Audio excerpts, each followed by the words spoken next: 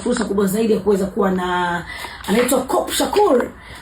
Cop Shakur ame maarufu sana hususan katika mtandao wa kijamii, hususan the TikTok app. Cop Shakur, karibu sana. Shukran sana. Wewe ni afisa wa polisi? I used to be a prison warder. Then nika dismissiwa. Niliambiwa tu I'm dismissed.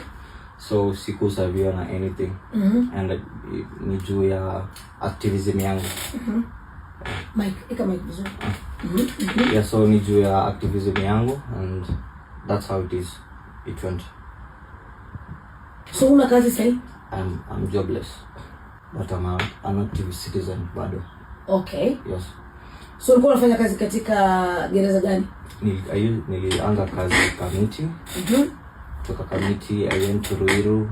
Toka Ruiru, when I started my activism, serikali wakanipeleka place inaitwa Tarakaniti kwa hardship area.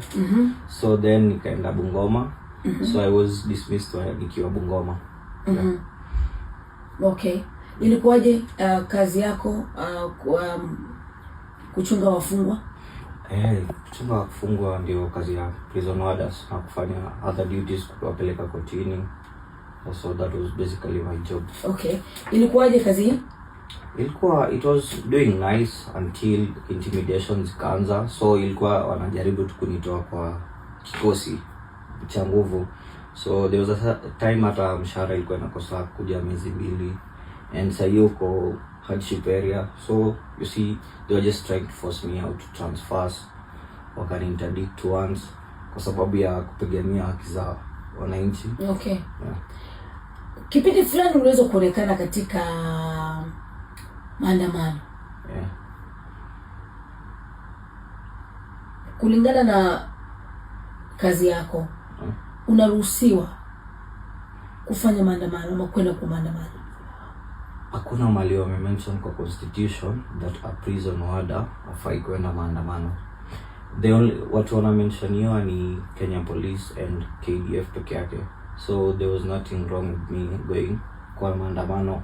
Hadi wakati nilienda maandamano, sikupelekwa kotini. Nilishikwa, nikalala ndani, the following day nikareleasiwa. Ulishikwa katika kituo gani? Nilishikwa Central Police Station. Okay. Nikalala Central Police Station, nikapelekwa Kamiti usiku.